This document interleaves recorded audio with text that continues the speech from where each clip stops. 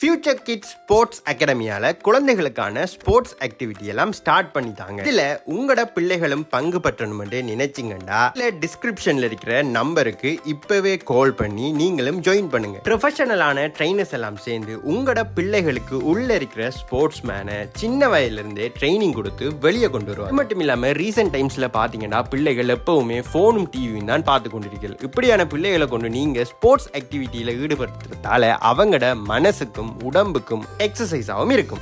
Hi அக்கா.